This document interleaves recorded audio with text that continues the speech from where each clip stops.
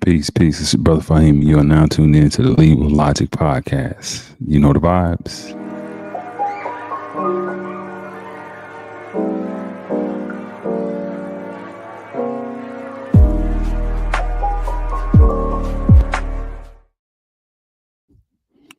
Peace, peace, peace, y'all. Welcome back, welcome back, welcome back. This is brother Faheem, and you are now tuned into another episode of the Lead with Logic podcast. Man, another Monday. Hopefully, it wasn't too blue for you. Like I always say, at the end of the day, life moves at such an ultramagnetic pace. I try to keep my boots laced so that I can always win the race. How's everybody doing on this lovely 2025 Memorial Day week starter, right? Hopefully, everybody had a good day.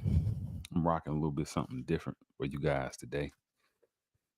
Still got my Lead with Logic, my hat on, a little shirt that I made.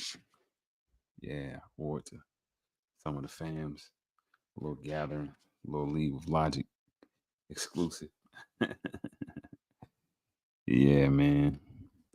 Just a little something.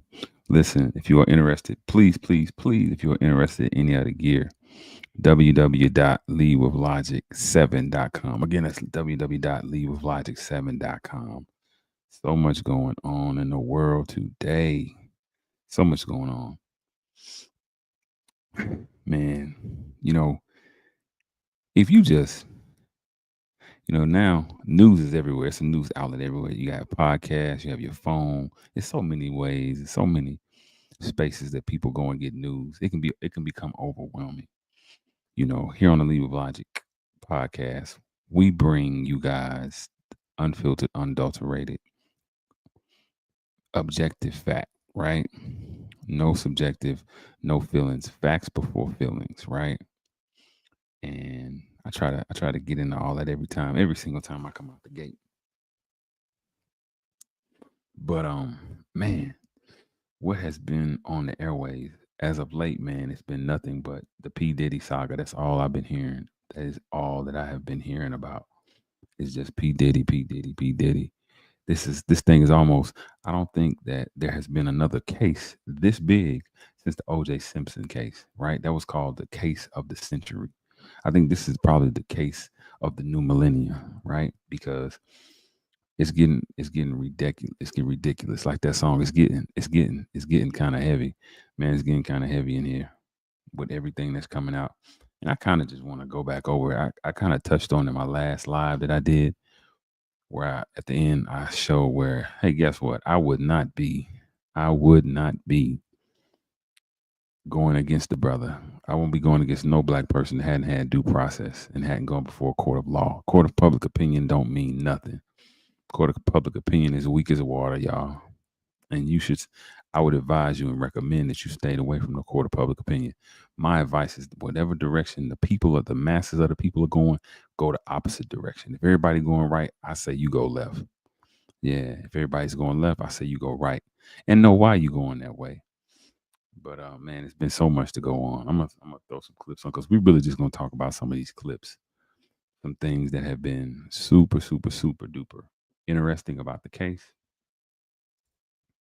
My man Valuetainment, he does a real good job. He's one of the people that I've been following for a minute because he gives pretty objective news that you could use. I also like to watch the Breakfast Club specifically right now because they have been doing a great job with the Diddy trial.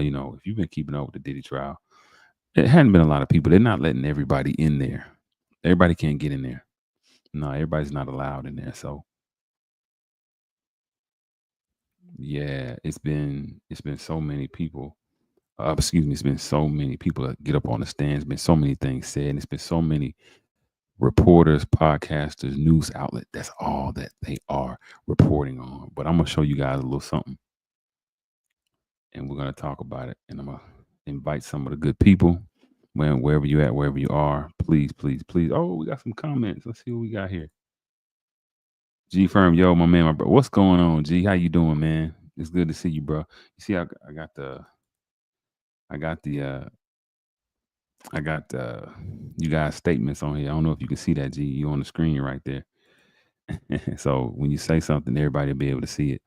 Bring them over here, G. Get them over here from X. I know they over there talking and cackling and and chumming it up. They need to come on over here. But man, I'm going to show some podcasters, man. We're gonna go through a couple of clips. We're gonna go over some things and really get into this. Really get into this thing because it's quite interesting. It's super interesting. Now let me give y'all some back. Me being a person who likes to lead with logic, right? And lead with logic stands for letting enlightenment and divinity win in this harsh level of God's infinite creation. That's what every one of these letters stand for. It's an acronym. It's a brand of saying in a podcast. Like I said, www. I'm gonna write this in there right now. www.leadwithlogic7.com. Y'all going over that shop with your brother, man, before you go to the mall and give your money to the other man. We got hats, we got hoodies, we got tees, we got whatever it is that you please. Get with the movement, right? Support critical thought. But yeah, man, leading with logic, man, is really just what I do is I take the controversial, the sensational, and the mundane, such as what's going on in the current events, such as what they understand. Those people who are in the 10% of the population that run and control everybody, they understand that the masses love the foolishness. The masses resonates with ignorance. They resonate with lies and subjectivity more so than they do objectivity. And so what I try to do is I try to take those things and teach people or give people a method and a means so that they can extract knowledge, wisdom, and understanding. And the only way to get that, you guys, is to look at the objective facts of an issue, right? Go to books, go to literature, go to peer-reviewed journals and articles. What's going on? I see you a ski of the great. Go to all these different places. Go to documentary clips where people are examining and investigating and exposing and emphasizing facts. This is what's going to help you guys to make those great decisions. It's going to help you guys um, to be better critical thinkers, man, and make better and more intelligent decisions in your life. And so that's what I always try to do. That's what I try to do, is to get people to think deeper and think more critically, because it can help you understand the world in 3D now. Puffy, puffy, puffy. I've been seeing a lot. Uh, it's been all over the place. You got people like Stephen A. Smith discussing it. You got, of course, my man Charleston White. I don't agree with everything Charleston says, but I agree with a good bit of what he says. And I like how inflammatory he is. I like it.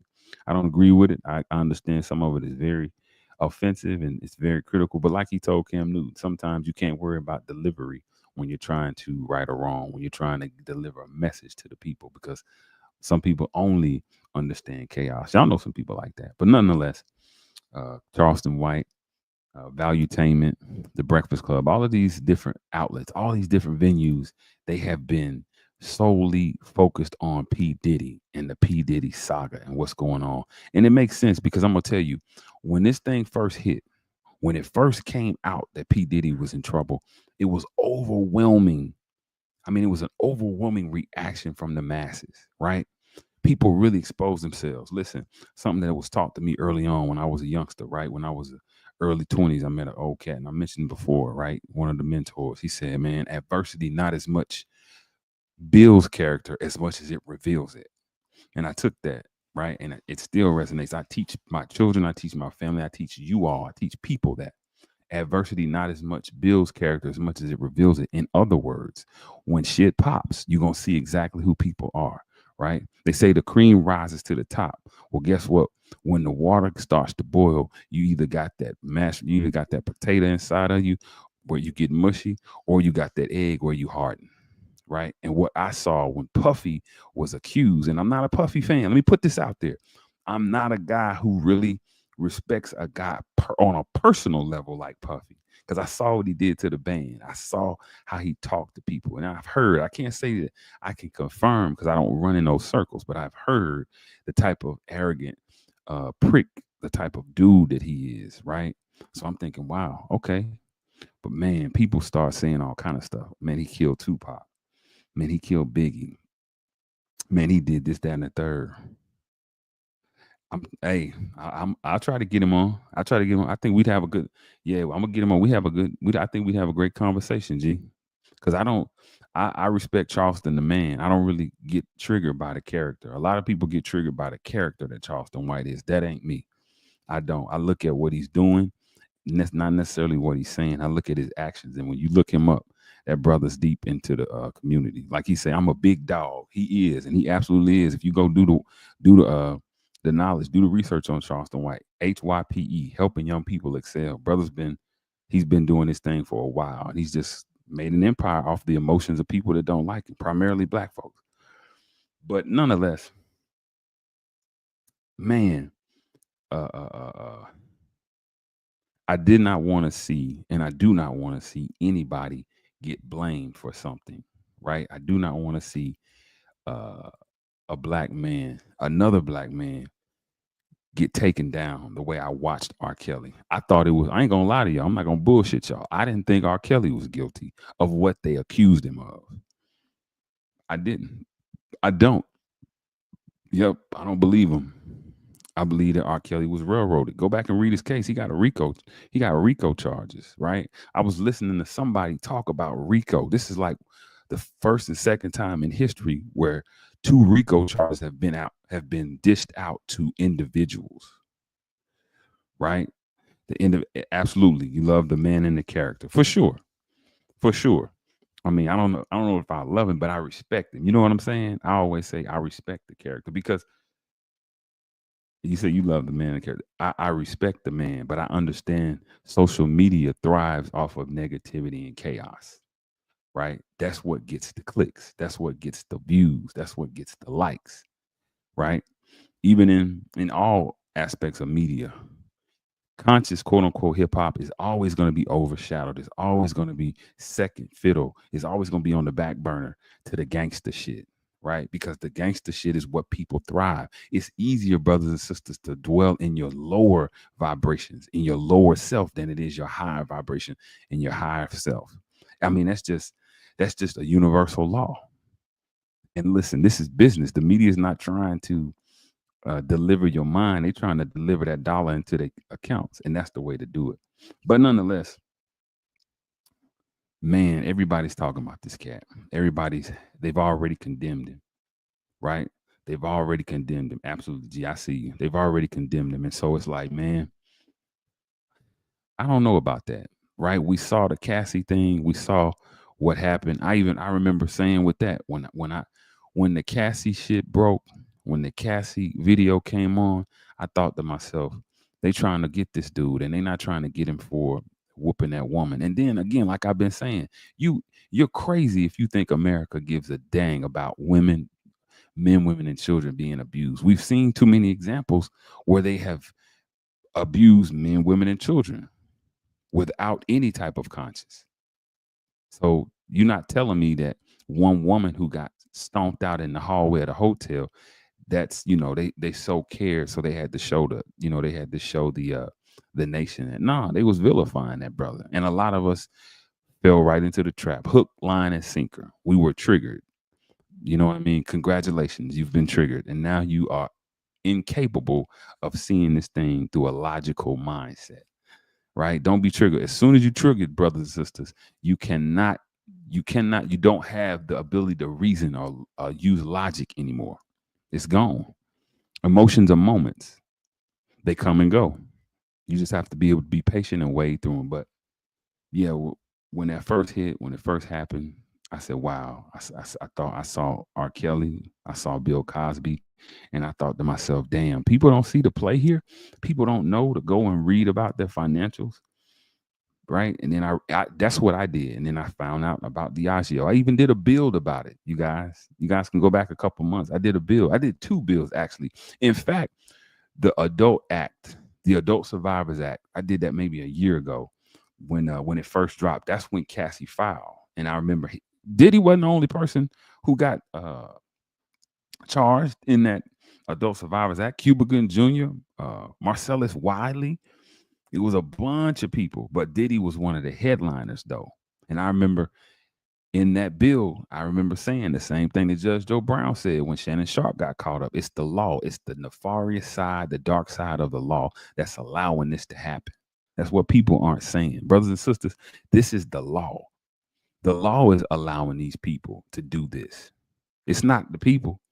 It's this delay. Listen, man. And I'm going to pull up some videos, but listen, man.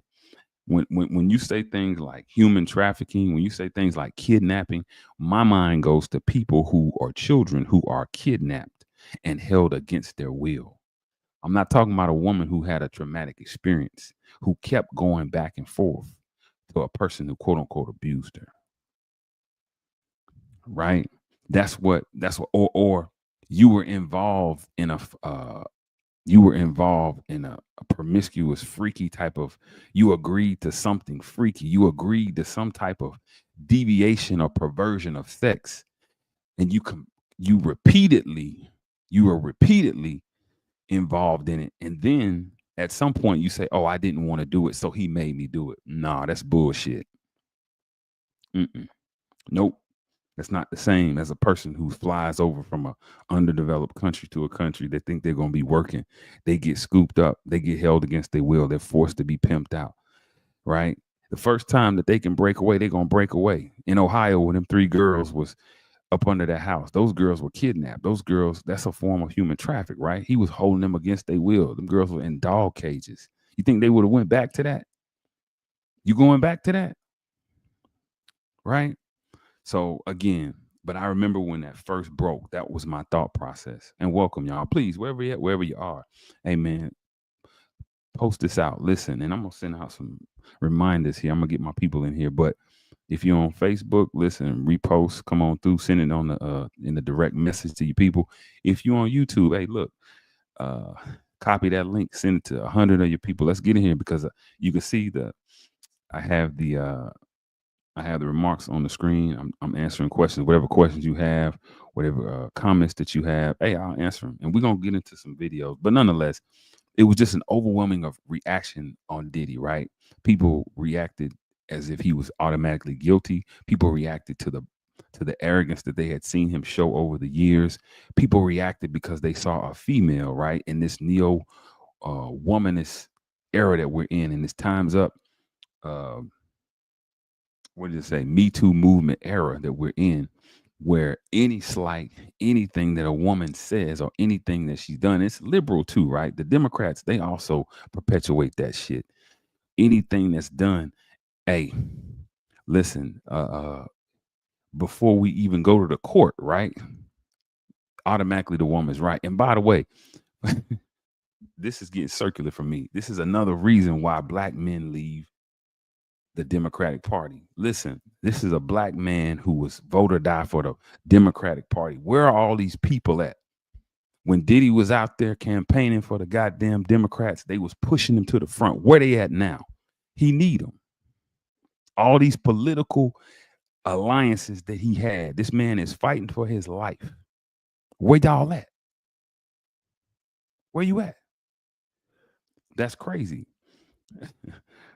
Hey, again, adversity not as much builds character as much as it reveals it. As much as it reveals it, you get to see. But nonetheless, I'm gonna put some stuff on here. I'm gonna bring up some videos that we're gonna look at, man, that I think are pretty interesting. Stephen A. Smith said being a bad guy don't make you a criminal. And it really doesn't. It really doesn't. It really does not. But let's go over some history. Let's go over some timelines. Where do we start?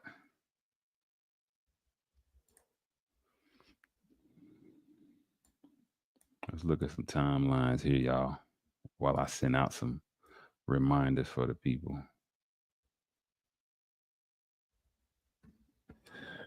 All right. And again, welcome, man. If you up in this thing, I appreciate you, man. I really do. And please, please, please comment, speak your piece because I welcome it. Because this is a dialogue. This is not a monologue. Yep, this is a dialogue, y'all. This ain't a monologue. This is valuetainment. If y'all are not familiar with valuetainment, I suggest you get familiar real fast. This brother does and has on a whole lot of absolutely genius guests. He interviewed the likes of the late great Kobe Bryant. He interviewed who else? Cuba Gooding Jr., Robert De Niro. He's interviewed CEOs, man. Just 50 Cent, all kind of people, man, all kind of people, and he touches all different topics, but I like him because he gives me objective news. I like going to sources that I can get objective facts, not biased to the left or the right, just facts. And he does that, Valuetainment. So y'all check out. He's gonna give you a little bit of the rundown of what's been going on with Diddy. Some very strange things are going on with Diddy's case. Let me explain to you why. Think about what happened with Ghislaine Maxwell. Who was the lead prosecutor? The same person that when Epstein was being held accountable was the same lead prosecutor that is now with Diddy. This person's been the lead prosecutor for all three of them. What do you think is going to happen with Diddy? Is Diddy going to be O.J. Simpson 2.0? You know, he's going to go free and nothing's going to happen to him? Slap on it. However, we couldn't find anything so far when we're looking at the case with Cassie Ventura. What do we know? We know the fact that he hit her. We've seen the videos. We know the fact that the freak offs were taking place, that he was hiring people from Craigslist, that he was paying them $1,500 to $6,000, depending on how well of a job they were doing performing. With her, she would have to do some really nasty things, drink, urine, all these weird things that they have in the documentation. He would put a mask on, so when the Craigslist person would show up, they didn't know who he was. She would put a wig on. His nickname was Frank Black, and her nickname was Jackie Star. All this stuff we know already. But then you see text messages. I can't wait for the next freak off. I can't wait to have your child. I can't live my life without you. Is this leading to this guy being innocent? All of this stuff we got going on here right now. Or maybe he pissed off the wrong person. Maybe he had this incredible protection from the top from some very, very powerful people that maybe he offended. Who knows? All of a sudden like this happens. We're going to talk about that today.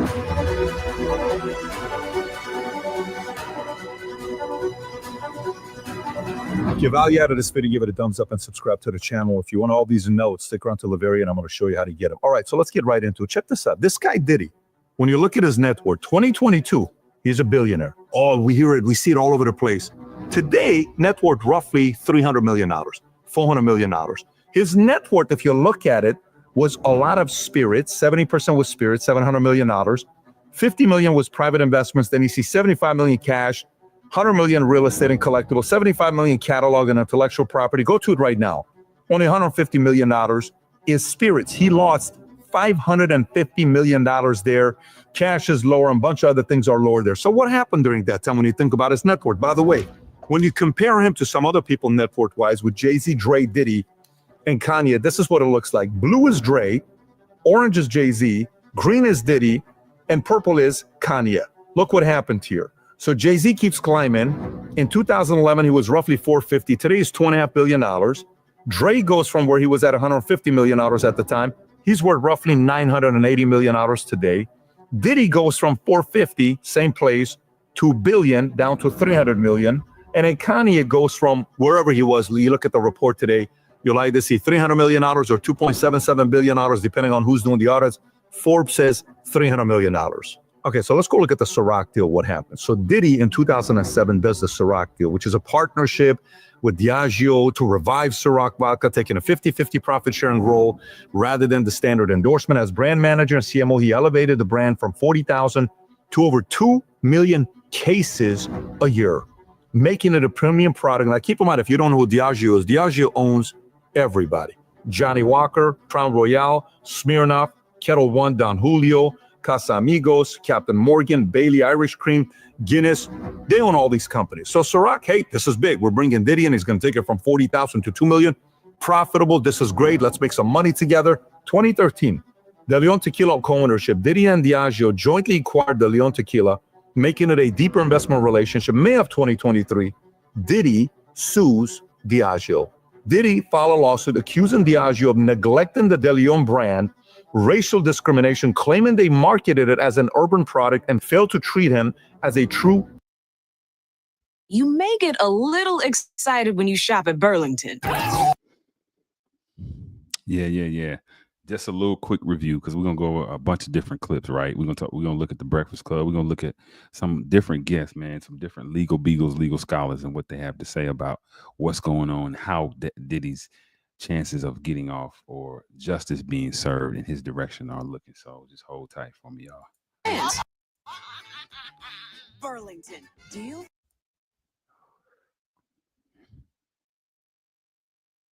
Business partner. Then in January 2024, they settle out of court. Diageo and Diego settled the dispute out of court while details still remain sealed The settlement marked the end of their business relationship. So this is from '07 to 2024, 17 years. Could they have protected him? I don't know. Their CEO currently today is Deborah Ann Crew. She was a former intelligence officer in the military, once intelligence officer, forever you're an intelligence officer. Who knows what happened? We don't know the relationship. We're not going to make any accusations. All we know is, could this have been a protection where they were at the parties and they knew things that were taking place and are like, wait, what do you want to do to us? No problem. Boom, drop the bomb. I don't know. All I'm saying is the timing is kind of strange. Maybe even they wanted to kind of be like, look, we know what's about to be dropped on this guy. We want to have nothing to do with you. We're out. Here's some money. You stay quiet. We'll pay you, but we want to get out of here. The only thing that the timing is kind of crazy is January 2024, they settle. 2 months later, remember what we're sitting there doing and minding our own business? And you hear March of 2024, the feds are raiding Diddy's Miami home and his LA home. For what? What are they trying to get? And you saw them pulling out all these boxes. What's going on over here? Federal agents raided his Miami and LA home, seizing 90 terabytes of digital data. What are you taking? Bunch of letters he wrote?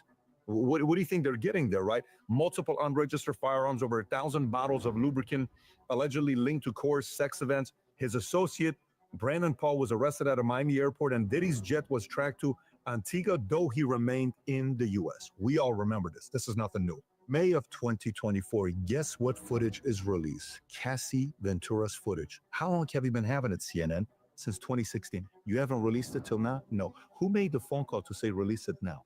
Who was kind of like, we're done with this guy. You're not back. You're threatening to say this.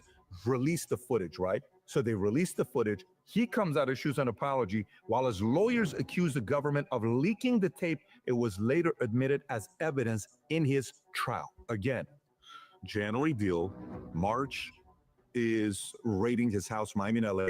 May, here's a video being dropped from CNN, even though they've been sitting on it for 8 years. September 2024, book is released, Kim's Lost Words, which, by the way, there's a lot of speculation with this thing here. So whatever I'm reading is not necessarily 100%.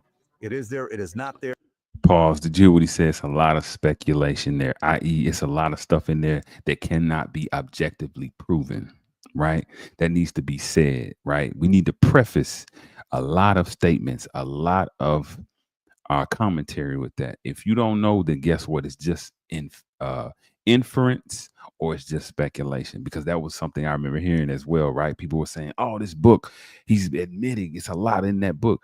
Who wrote the book? What were their sources? Were they there? Was this first person, or was this third, fourth, and fifth person? A lot of times it wasn't any of these things. It could have even been first person in a lot of these books, but they could totally revise what actually happened.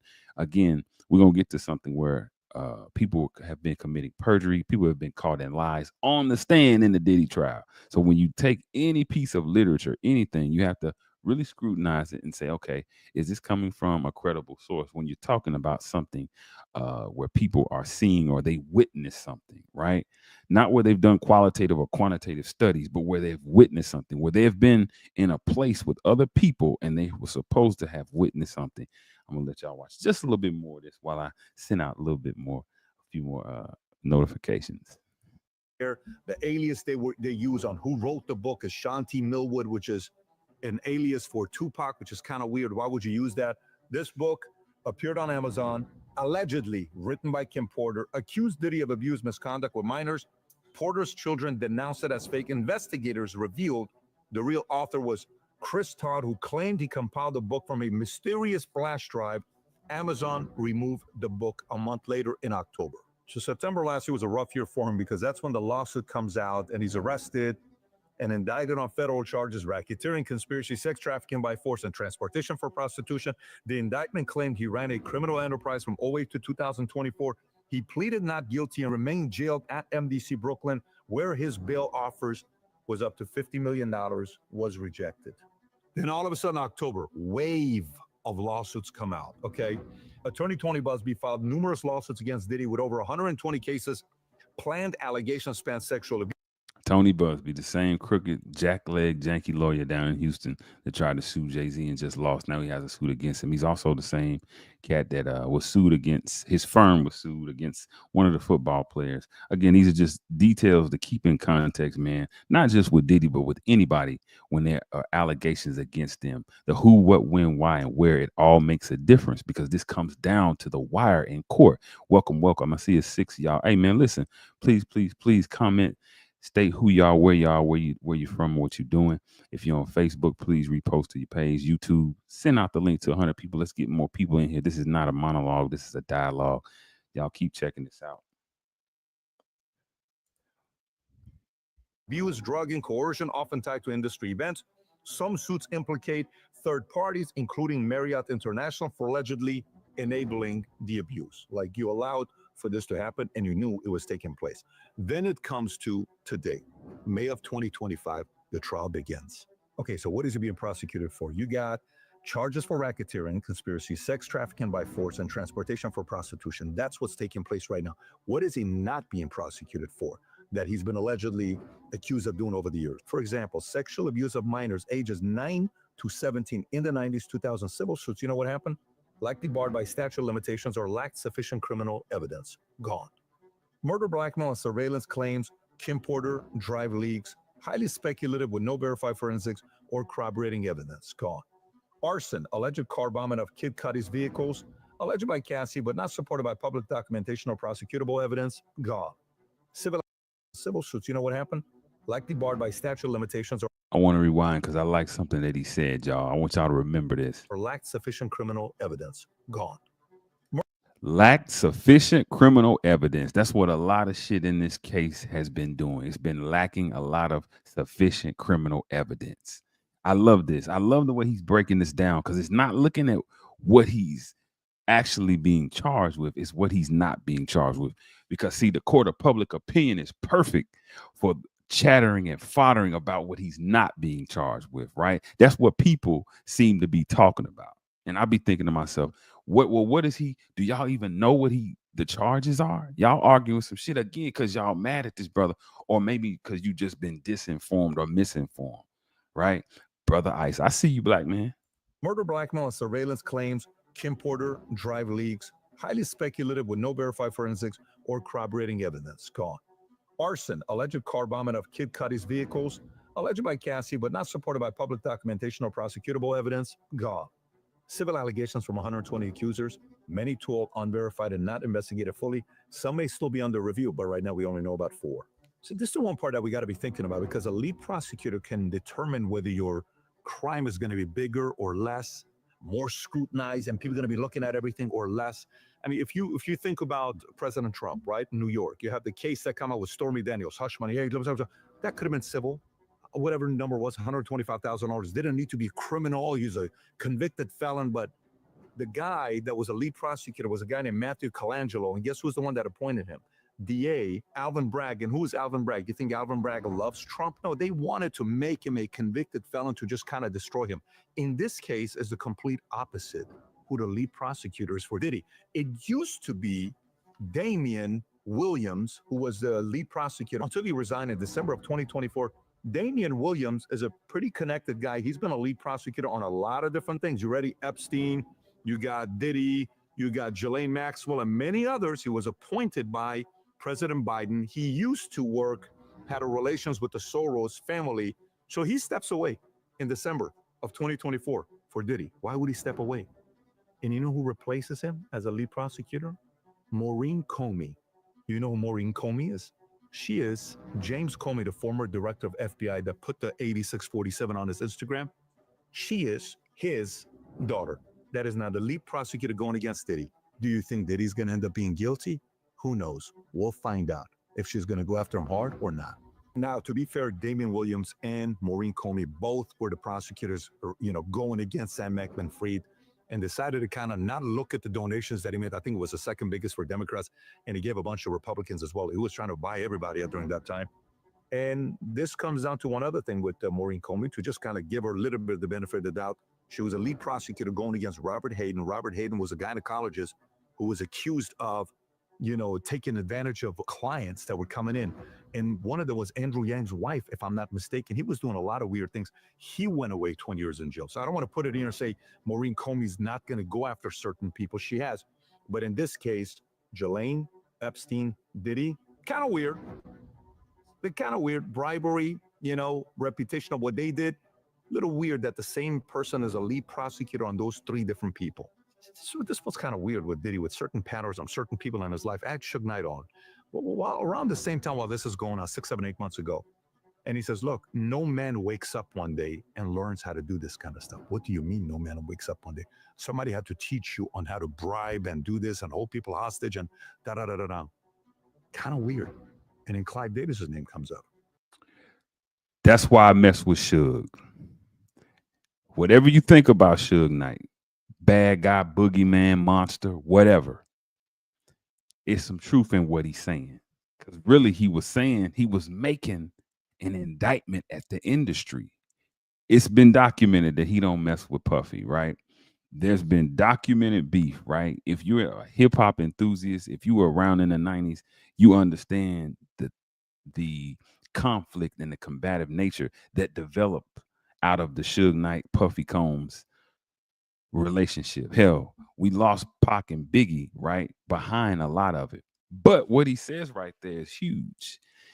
And it's related to leading with logic. How, brother Faheem? He said Diddy didn't learn how to do this overnight. In other words, Diddy is a low-hanging fruit. Y'all are gonna go after the brother because it's gonna be easy to get to him. Justice is just as much about public. What I'm learning is it's just as much about public sentiment as it is objective fact. It's how many powerful people you get to align with you and your narrative of what justice is. Like my man Dr. Narcisse said on that show, Boardwalk Empire, when he was asked, when he was being detained, what is the truth? He said the truth is what the powerful desire it to be. Justice seems to be the same thing. Now, what I'm saying to you guys is this. Suge Knight was telling you, if you were listening, Puffy is the small guy. There are others. There are other executives doing things far more worse than what you're trying to take Puffy down for. That goes back to what I said in the beginning. This country gives a shit about men, women, and children being abused. I hate to break it to you, sisters. These authorities that you run into and that you claiming are gonna that you think are gonna help you, they're aware, just like the guards in the prison are aware of the atrocities that happen to the weaker prisoners. They're not concerned with the weaker prisoners. They're concerned with the flow and the upkeep of the prison in the same way that America is not concerned with the vulnerable aspects of the vulnerable fractions of the nation. They are concerned with the upkeep of capitalism. They are concerned with the upkeep of the system. Your ass being busted, broke down, whatever, it means nothing to them more so than the system running smoothly. That's what Suge Knight was really saying. And in Clive Davis, apparently, when you look at this in the early 70s, federal authorities started investigating whether major records, including Columbia Records, division of CBS, were directly or indirectly involved in a drug-fueled payola scheme. These were illegal arrangements where drugs or money were allegedly used to bribe radio DJs and stations to give preferential airplay to certain artists. You know who was the leading guy for Columbia at the time? A guy named Clive Davis in 1973, a rising executive and then president of Columbia Records, fired by CBS in 1973. The official reason cited the misuse of company funds. He was accused of charging personal expense, including lavish bar mitzvah costs for his son, to the company. I mean, obviously that's not good, but if you look at the charts, you hear them using heroin and other drugs to bribe DJs. Even his former EA testified and gave statements that Clive Davis authorized payola practices, further damaging his reputation. So what does Clive Davis do? Starts his own company called Arista Records in 1974. Now, while he's going through, the CBS sues him to recover some of the funds. Davis was not indicted or charged with any crime, including the broader allegation on payola or drug-related misconduct. So the relationship between Clive Davis and Diddy is interesting because when Diddy's 23 years old, he's making a name for himself. Clive gave him $15 million to start Bad Boy Records. And then later on, they did even a bigger deal where Clive gave him $50 million advance on future earnings. This is 5 years later in 1998. $6 million upfront payment, $700,000 annual salary, and a state-of-the-art recording studio. We're talking a $2 million recording studio. This is when he went after Faith Evans. He got Biggie in the early 90s. This is when it started. But there's a relationship with Clive. And it's interesting because Clive later on, they say something may have happened here because Shook said Clive taught him the bad habits. And later on, Clive comes out and says the following. Yes, record mogul Clive Davis has identified as being bisexual. He publicly revealed in his memoir, this is not allegedly, he said it, the soundtrack of my life. At the age of 80, he also discussed in an interview with Katie Couric, expressing the hope that his coming out would contribute to greater understanding of bisexuality. Firehouse Subs just partnered with Hot Ones to create 2 new hook and ladder subs. One that packs the flavor with a mild heat and crispy garlic chips. And it's Clive Davis. And on top of that, very weird, the principal of the high school that Diddy went to school to. This is like completely crazy. In 1987, Reverend Bernard Lynch and brother Timothy Brady were accused of sexually abusing students at Mount St. Michael Academy in Bronx, New York. While this was happening, the allegations involved the molestation of 3 boys. While the timing overlaps Diddy enrollment at school, there is no public record or indication that he was among the victims, and no one knows the 3 boys' names. So Timothy Brady goes and gets convicted, goes to jail. He's in prison. But when he comes out, he goes back and is reassigned by Marist Brothers to a Catholic high school in Chicago, where he worked from 1993 to 2005, 12 more years after you know what he's doing to boys. I mean, this makes a lot of sense, right? And then Reverend Bernard Lynch was indicted in 98, stood trial in 89 on the abuse of former student. He was acquitted of all charges. Lynch has maintained that his prosecution was a result of a witch hunt due to his AIDS. We're gonna stop it right there. We're gonna stop sharing right there.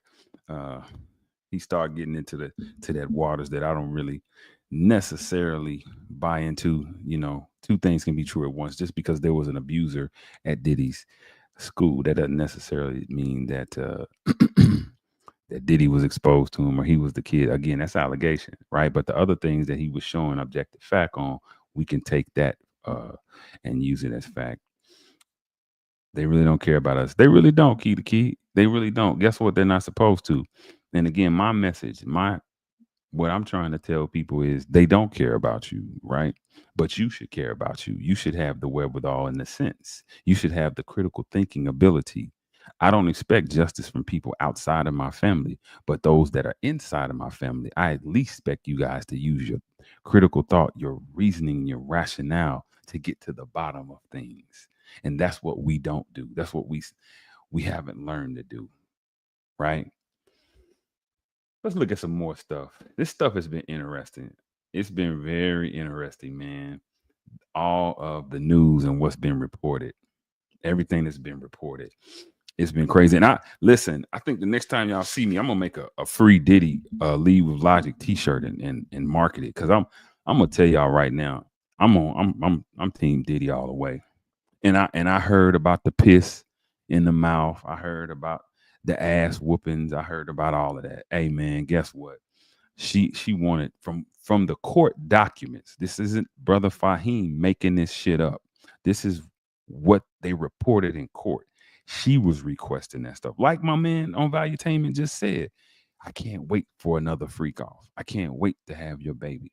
They even reported in court that she was trying to get drugs and Diddy was telling her, Cassie, you got to go to work, sweetie. We can't do this. You're going to mess up the business. You're going to mess up the money. I'm saying to mess up the money stuff, right? I'm adding that. But he said, no, you can't do this. You got to go to work in the morning, right? She's requesting to be urinated in the mouth for people to urinate. Like my man said, that was court documented. That's the stenographer. He recorded all of that, right? They were I was like, damn, Craigslist? Y'all got all that money. Y'all couldn't get no more hoes from nowhere else except Craigslist? Damn, I would have, bro, that's like bottom for them wealthy people. And then 1,500, I get it, $6,000, man. Hey, I thought escorts were, well, anyhow, nonetheless, Yeah, a lot of that stuff, again, she hasn't reported where it was forced, and they proven where she wasn't forced into it. I'm a guy like this. All that emotional abuse, brothers and sisters, that you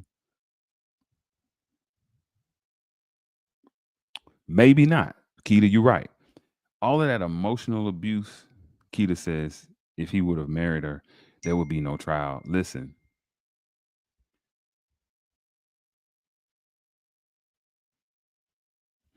uh, um, all of the emotional abuse that people say that they that they endure.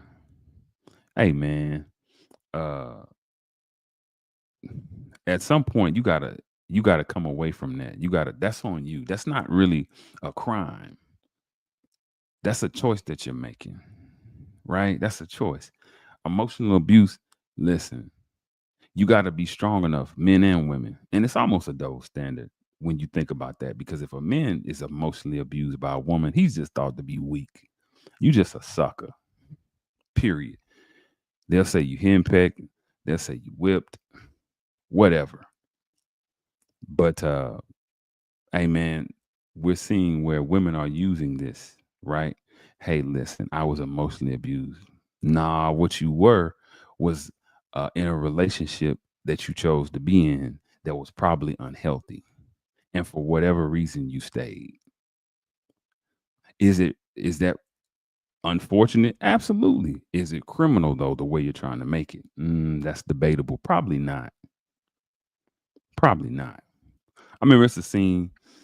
If you ever read the book, and I'm gonna pull up some more, videos. If you ever read the book, The Godfather, it's a very extensive book, right? It goes deeper than what the movie is. It's a lot of different plot lines and storylines that aren't, that aren't gone over into when you look at the what do you call it, the movie. But nonetheless, there's a part I remember in the book where they're discussing Connie. If you're familiar with The Godfather, you understand that Connie was married to the guy that was beating her. Well, Vito Corleone was aware of that. And in the book, he says, that's not my business. That ain't my business. And she goes to her mother and like, Mom, why dad won't get involved?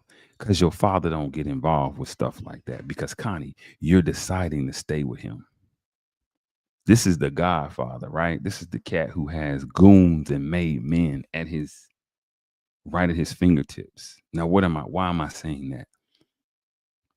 Now, I'm not gonna say if my daughter was getting beat, I wouldn't have whoever was beating. I wouldn't, it would. Hey, who knows? But what I am saying, if you are getting emotionally abused, then I'm gonna have to tell you, hey, listen, you're choosing that. If he abuses you once, if that's something that he showed you one time, then it's something that he'll show you a million times. Get out of that. Get away from it. That's brothers and sisters, whoever you are, wherever you are. That's not something that you need to be in, right?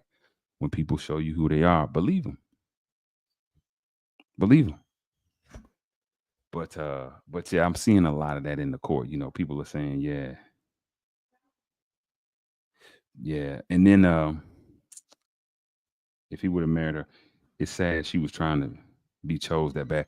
Listen, what the court reported is, and this is all a cautionary tale, right? It's a cautionary tale, brothers and sisters.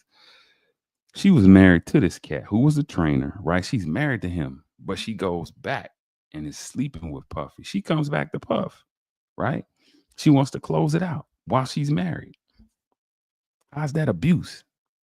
You running back, you married and running back into this person's arm. What the hell is that? Right? But I'm just mentioning that because that's one of the things that you'll hear people saying. Well, he mentally abused her. Well, he was controlling her. He was manipulating her. How? How? We're all adults here. If a person shows you that they don't want you or they don't mean no good for you, and you already have somebody, common sense and common practice should lead you to go on about your business. Go on and live your life. And if you are going to engage in that, to get on the stand and say that that's a crime, that's a little far-fetched, right? But nonetheless, where is it? Where is it?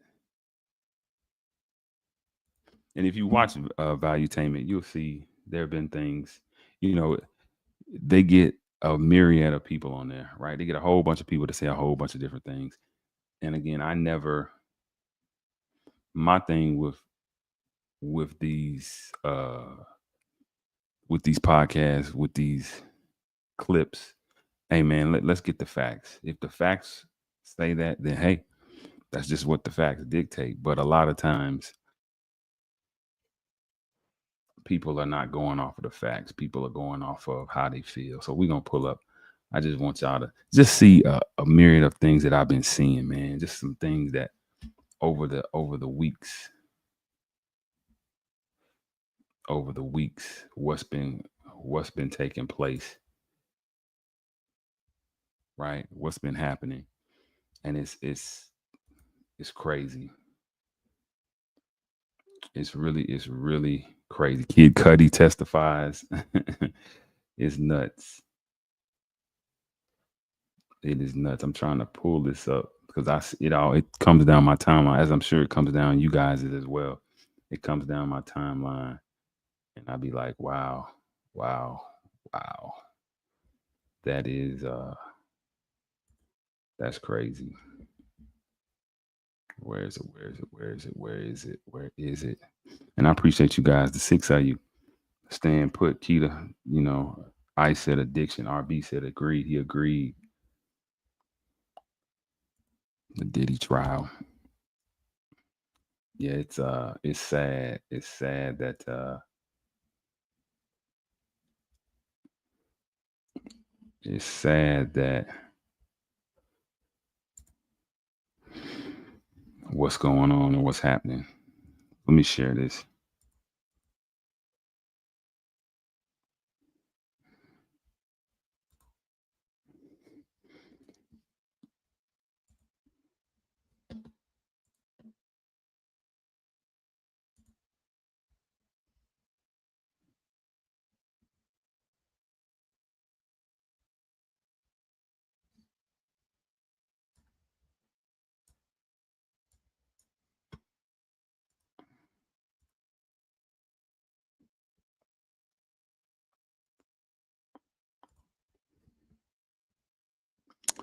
Now, everybody's not allowed in court, right? It's only, I want to say it's only verified press and verified media. So it's very select people that are allowed to be in court. Lauren LaRosa, I guess you could say, she's a correspondent with the Breakfast Club. She's, if you guys keep up with the Breakfast Club, if you watch it, she gives a rundown every single day as to what's been going on, right? You can catch it. If you watch the Breakfast Club, you've been watching it. But this is a while back. This is day one. And she talks about the security guard. And the security guard's testimony falling apart in court. It's very, very short. I'm gonna play it for you and then I'm gonna move so we go to the next. So I was telling y'all earlier in the show that after being in court yesterday for the opening statements and the first couple witness testimonies, I think that Diddy could potentially get off. His legal team is really like that. Now, here's why. Number one, they were so good about changing the narrative around this Cassie video. Number two, they painted a good picture of Diddy being the aggressor, but an aggressor in an already aggressive situation. When it came to like the victim that is saying that he put his hands on her. So let's talk about the CNN video, the Cassie beating video. So they called a witness to the stand. This guy was one of the heads of security. So he was like second in command in security at the Intercontinental Hotel back in March of 2016. So there was only two witnesses yesterday. The one you talked about earlier, which was the male escort, is the second. Okay. Yeah. So actually, the LAPD officer security guard was at the first witness, but we talked about him out of order. But yes, only two. So this guy was working at the Intercontinental Hotel.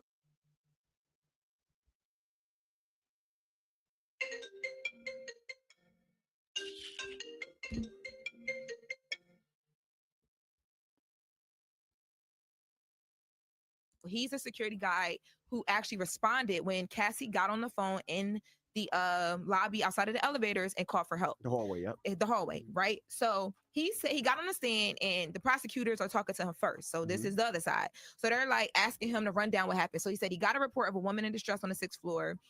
He said he came up, and before he came up, he hadn't seen any of the footage, so he didn't know that it was like physically violent before that.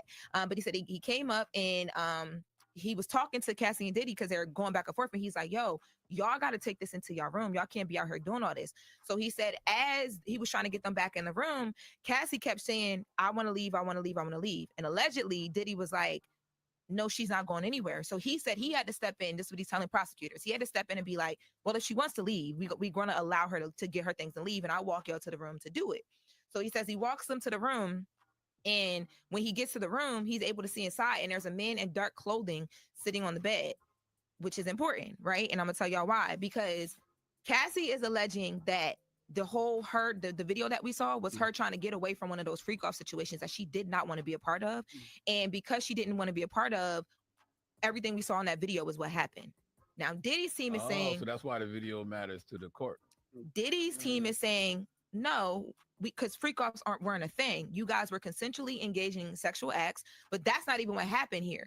Diddy's team pointed out the fact that when he comes back out, like after he like throws the vase and he walks away, he has a lit up phone in his hand. He grabs the phone out of her hand. They were arguing over allegedly something that she saw in the phone, that this is just a very tumultuous, like jealous relationship, right? So this guy, he's important. This witness is important because he's going to help you determine which side of that you believe. So he's running down what he saw. He says he saw this guy in the room when he's talking to the prosecutors. He's also saying that, like, you know, after Cassie left, there was like this 7-foot man that, like, basically like a big man that came and picked Cassie up, and obviously she knew the man, but it was kind of uncomfortable going back to the whole, you know, Diddy's team was helping him orchestrate all this stuff. He says he went back upstairs to talk to Puff and explain to him the rules of the hotel and that he have to pay for some things. And Diddy had this like devilish stare on his face when he came out of the elevator at one point, and that Diddy allegedly offered him money. So the man is saying that Diddy offered him money because he didn't want any of this to come out, because for her and for him. But then they cross-examine him. So now Brian Steele gets up there for Diddy. Top dog law. No, let me tell you, we reported about Brian Steele a lot in here, but I have never seen, and he did it so effortlessly. I've never seen nothing like this. So he gets up there and he's like, okay, so you're now an LAPD officer, because they leaned a lot on that, because they want you to look at this man as like he has integrity. And he's currently an LAPD currently officer. LAPD officer after he left being security at that hotel, right? So he has all this morals and integrity because he's an officer. He understands taking oath and telling the truth. So Brian Steele was like, okay, well, you told us that when you do your incident reports, you got to report the W's, where, what, why, who, like all the details. So he goes into the incident report and he says to him, he says, the incident reports are important, right? Because when we're recounting these things, we're relying on your report. So everything in your report is valid because y'all depend on that. He's like, yeah. So he instantly starts getting him. He's like, okay, so you mentioned something about Cassie having a purple eye when you got off of the elevator. Why wasn't that in your incident report? The man said, well, I didn't think that was significant to put in. Brian Steele said, so you thought it was significant today, but it wasn't significant 9 years ago? So then he says, you said that you saw a man inside of their hotel room. Why wasn't that in your incident report? Did you ask the man his name? Did you talk to him? And he was like, no, because the man didn't really say anything. So then Brian Steele was like, well, you also mentioned that you offered to call the police, but Cassie told you not to. Why didn't you put that in your incident report? And he was like, because I didn't think it was important to, like, you know what I mean? She said, don't call the cops. The obvious answer to all of that is because he was trying to cover up for Diddy. So no. But like, listen. Yeah, so that's the obvious answer for all of that. I'm about to keep going. Listen. So he's like, no, because I didn't think that was important, blah, blah. So he's like, so when you say that you saw this man inside of the hotel room, right?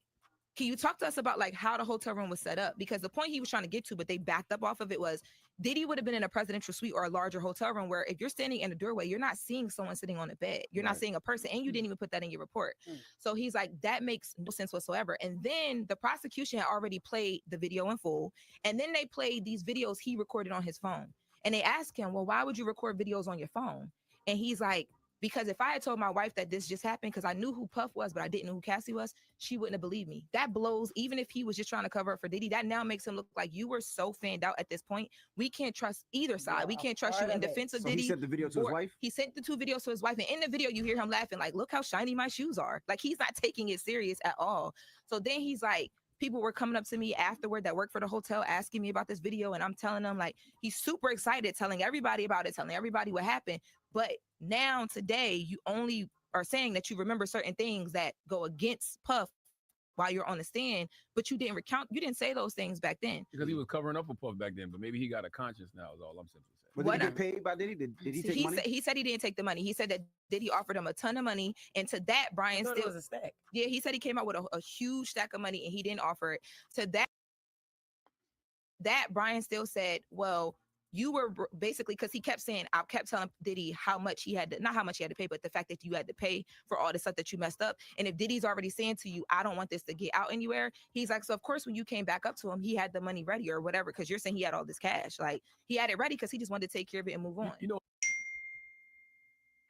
Never sue the other driver after a car accident. There's a better way to get paid a way bigger check without having to go to court or pay expensive upfront legal fees. Let me stop. I'm doing a couple things at once. So that was like day one. That was a while ago, right? Where the security guard, right, who was supposed to be life lessons, that was a security guard that was supposed to be supposedly had reported something, and he left some information out, right? That's something that's coming out. Willie D has been reporting on it as well.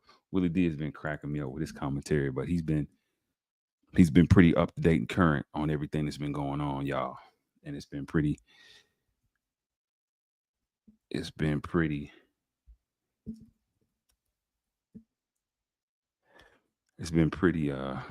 thorough. Now, what else has been? I know they show when the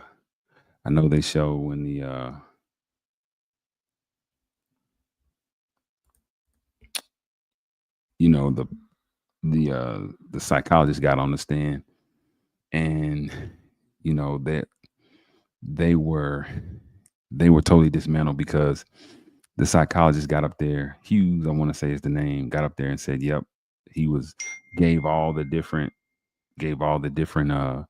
reasons why and how people who are abused, right? They might stay.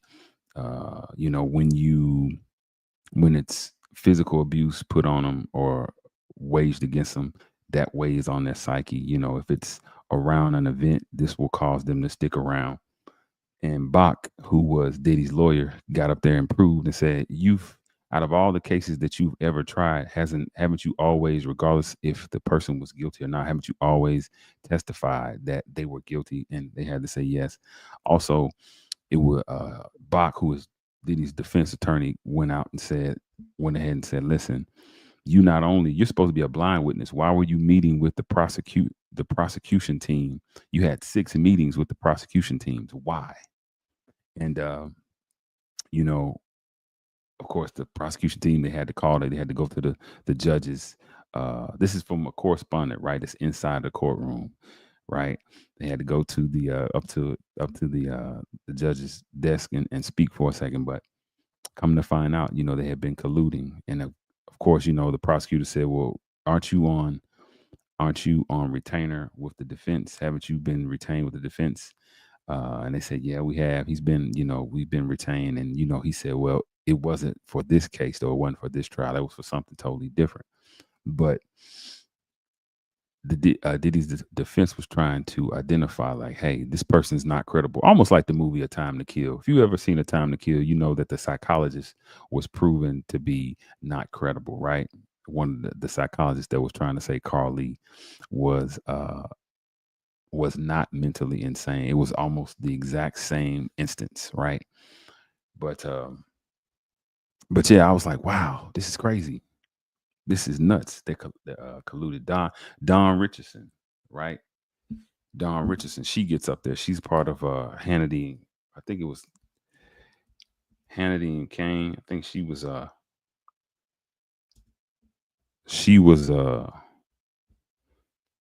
interviewed, and she was found to be calling a lie.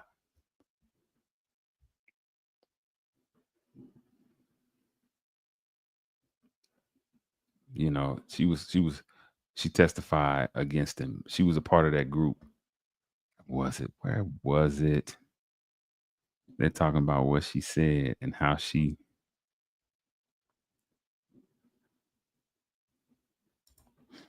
testified in court against the diddler.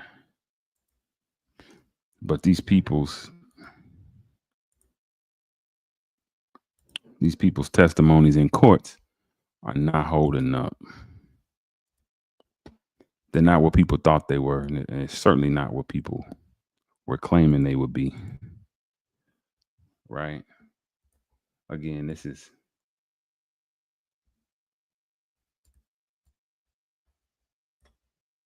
and Diddy's team immediately started objecting to her testimony. Now, the reason why they are objecting is because they're trying to say not even trying. He literally said in court, Diddy's attorney, that everything Dawn is saying is a lie, and it makes no sense that they allow people who have these random stories of what allegedly happened physical violence wise to get on the stand because this isn't a domestic violence case. Mm-hmm.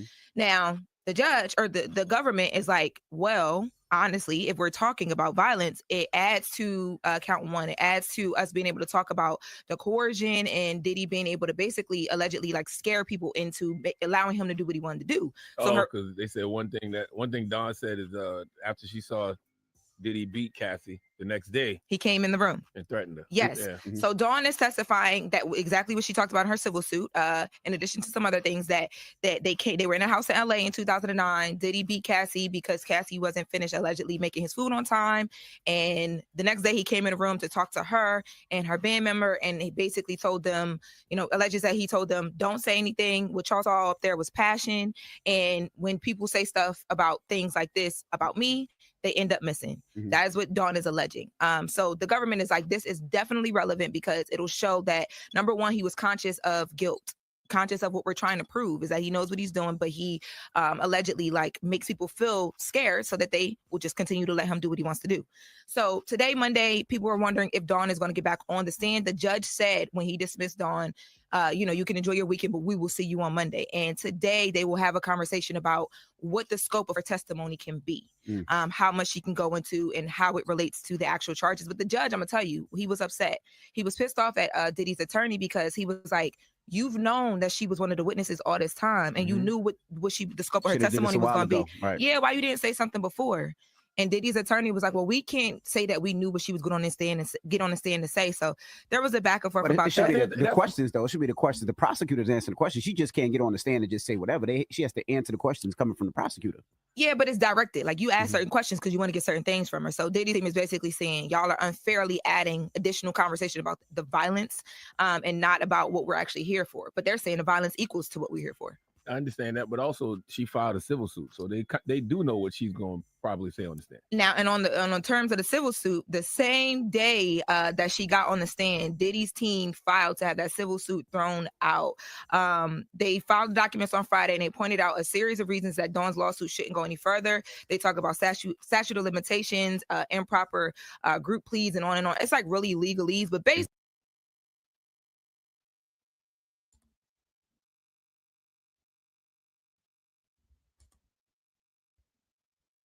So yeah, let me stop sharing it.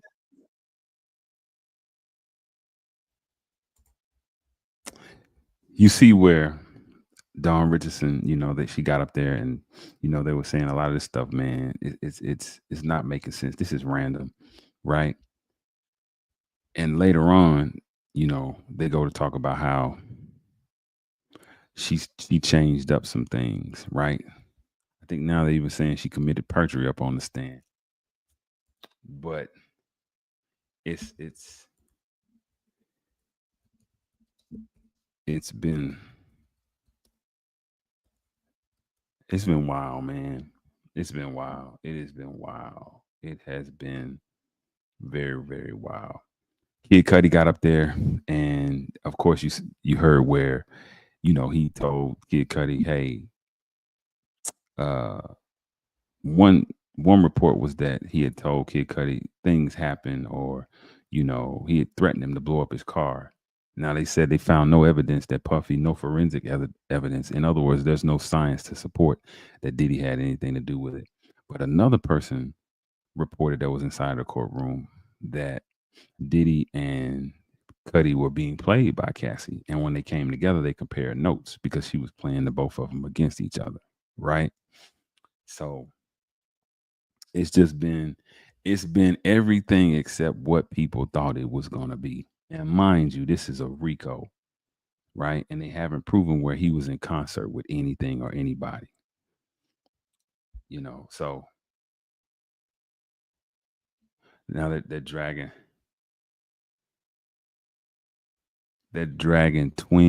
his twins into it. They're dragging all of these different people uh into it. They're saying all of these things. They're pills. He was taking pills with Obama's faces on it, right? Pills being taken. It's getting out of hand. It's really getting out of hand. But it is it's kind of ridiculous. It's kind of ridiculous because it's looking like here it is, another black man who was very wealthy, who was very affluent, who had some power, or he had influence, and he was a potential threat. Anytime you have, and I said this before, anytime you have a huge amount of money, right? The amount of money where you really don't have any restraints or constraints. You're business savvy, right? You're savvy enough to at least get what's yours. That's what we saw with Puffy with that Diageo thing, right? He was at least savvy enough to say, "Look, you guys are cheating me legally. This is breaching our contract." Anytime you are savvy enough to defend yourself in a business sense, right? And then, you talk of politics. This is what happens. These are the type of things that can happen to you. And again, for me, it's not necessarily justice. Justice is not for or against you, right? You get what you deserve. For me, again, it's paying attention to the masses because what can happen is if we're not careful, we can condemn an innocent man to being guilty, and we can help a guilty man or a guilty system as if they're innocent, right? And so that's what I'm noticing is going on. That's what I'm noticing is happening, right? That's been the big thing is P Diddy, right? And it hadn't really nothing explosive to say that he has been guilty of any of the charges of racketeering, sex trafficking, or drug trafficking have been proven. These are all charges that stem from civil court cases. Don Richardson has a civil court. We know uh, Cassie won the civil court case for $30 million against him, right? We know that it's a whole lot of allegations of a man being a bad dude. He was a sexual deviant. He was an abuser. He was an arrogant prick. But none of that's a crime, though. That's what my man was talking about at the beginning of the build. None of that is a crime. So that's really all that's been going on, man. I've been doing other things, but that Diddy thing has been so prominent in the news, so prominent on Black everything, Twitter, Insta, whatever it is, you know, uh, people have been talking about it.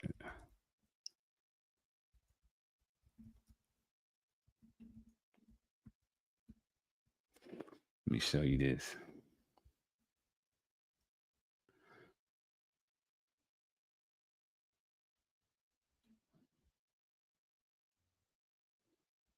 Let me show you this.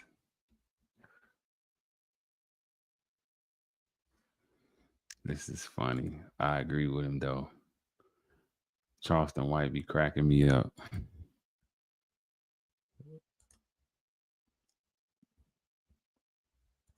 Brother be cracking me all the way up.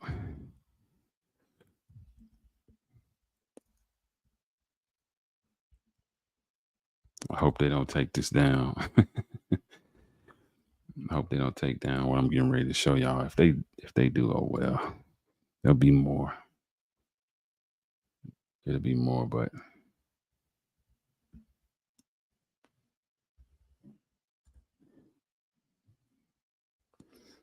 want to show y'all real briefly.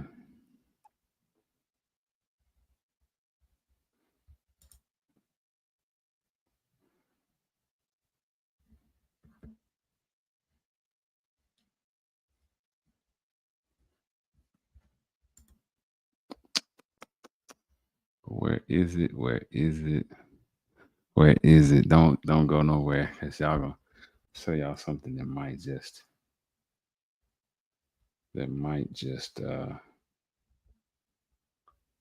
blow your mind.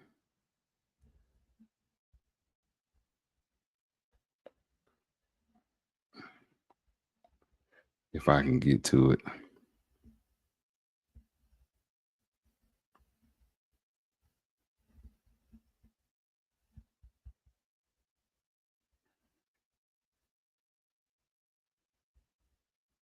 I don't know if I can get to it.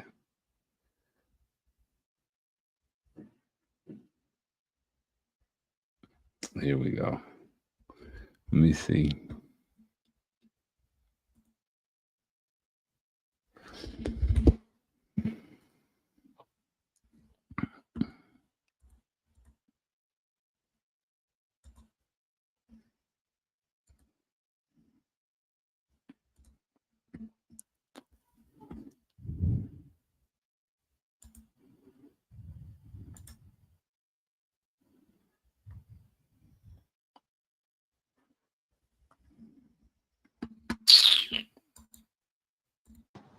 That's the white side. That's a white side in them.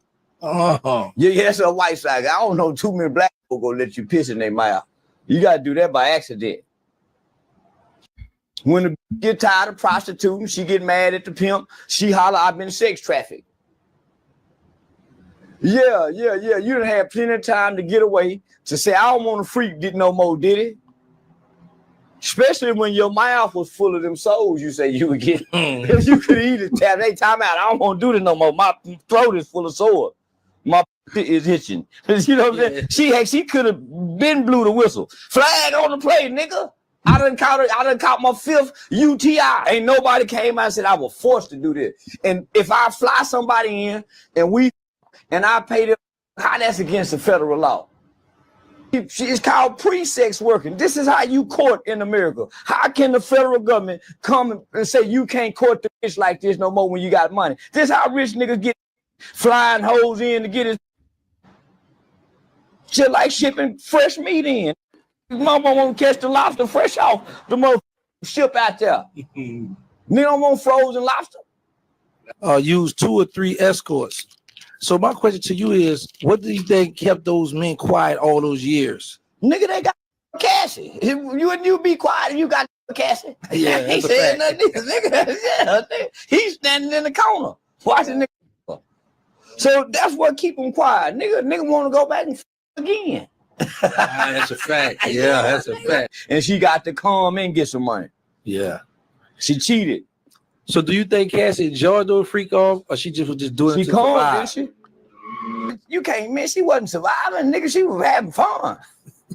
I think there's an excerpt in the book of one of Kim Porter's friends that said that nigga, she used to be with Diddy, antagonizing Kim Porter when Diddy used to kick Kim in her ass. She just got with a white boy. She just got with a blue-eyed white boy. His eyes is water blue too. She done got with and she done shared this shit over here.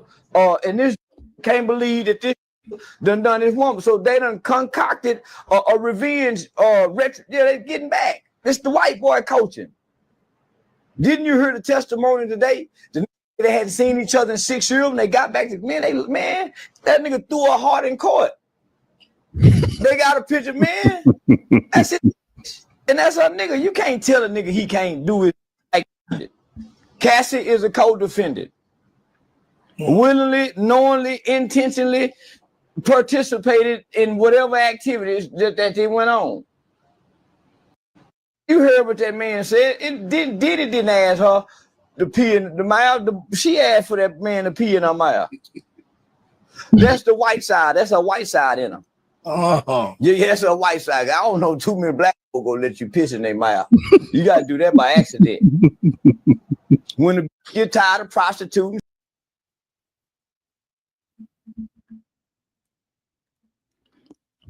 He didn't tell no lie though. He didn't tell no lie. I said, hey, you might not like it, but he ain't lying. I don't know too many neither. Peeing in the yeah, that don't happen by. That's not something that happens purposely, right? For with the people I know, it does happen purposely. This it's not. That's deep, buddy. That's pretty deep. That's pretty deep. But I mean, I thought that was some comic relief, but it's some seriousness to all sarcasm, right? It's a whole lot of seriousness. But yeah, it's it's crazy. Like I said, man, that's what seems to be at the hem, at the edge, right? At the cusp of everybody's conversations. That's what everybody's discussing. Did he this, did he that? And it draws to the deeper meaning is listen, hey man, let let due process take its place with all. Let due process. I remember a friend of mine, we talked about Brother Polite, some me and some of my family. And I just my stance with Polite is the same with Diddy. If he comes back guilty, then hey, with due process, then he gets what he deserved. Polite got what he deserved, right? He got some time. Polite is down right now. The same with Diddy. If they get Diddy on what they that if he gets convicted of what they charged him with, then hey, due process. Even though we know sometimes that the system and the process can be skewed and tainted, but at least let's give him that. And so, yeah, man, I just wanted to come on here and show y'all a couple of videos, something other than my commentary, something other than what I have to say. I want y'all to see some things, some people, uh, some things that are going on, some occurrences. And I appreciate you guys coming through that. We got Key. I see you, sis. A ski the great. Y'all coming through and rocking with me. Ice cold RB75. Yes, sir.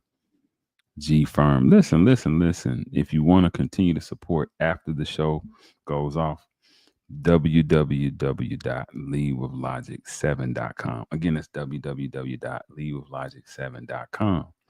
We got hats, hoodies, tees, and whatever else it is that you please, right? Shop with your brother, man, before you go to the mall or Amazon. Shop with the other man. That's how we're going to get out of this position that we're in, keeping that dollar, letting it circulate, right? Supporting one another, right? And not and hey, giving good feedback too. I'm always open for feedback with my show, with my gear, with whatever. I love it. You guys, hit me up and let me know. Because I want to give a good product. So listen, man. I appreciate you guys. I really do. I really, really do, man. I really, really appreciate you guys. I really appreciate it. Uh, as Minister Malcolm would say, it's nasty, but it's not illegal. Absolutely, Keita. Absolutely. It's nasty, but it's not illegal. But at least you got the wherewithal to think that way because I don't like Puffy as a person. I can't say I don't like him. I don't like what I hear of him. I don't like what I've observed. He seems kind of like an arrogant guy to me. Kind of like Dame Dash. They just seem like they're hard to be around for an extended period of time. But a lot of people are hard to be around for an extended period of time. Some people think that about me. Some people think that about you all, whatever. But that doesn't mean that I don't know you don't deserve justice, right? You deserve your fair shake. LeVar, what's going on, man? Peace and love, big dog. I see you. I see you, bro. What's happening, man? You and Toy, man. Give Toy a hug for me, bro. But and them kids too, man. But yeah, man. But yeah, I just wanted to come through, man, and kind of shine some light on what's going on, right? Hopefully, you guys, if y'all don't get nothing else from me, y'all will get to think critically, lead with logic. Don't be quick to haste, right? Use your brain, man. Use your reasoning, your rationing, all the senses you got. The best sense that you have is intelligence because that can affect all other decisions, right? That can affect you being successful, really successful. So listen, like Mr. Malcolm would say, man, at the end of his lectures, look, May we all meet again in the light of understanding. Hey, peace and love. Same bat time, same bat channel next week. I'm going to try to get another interview for you guys. Another Black entrepreneur doing big things. If they can do it, then you can do it too. Hey, look, peace and love, y'all. Till I see y'all again next week.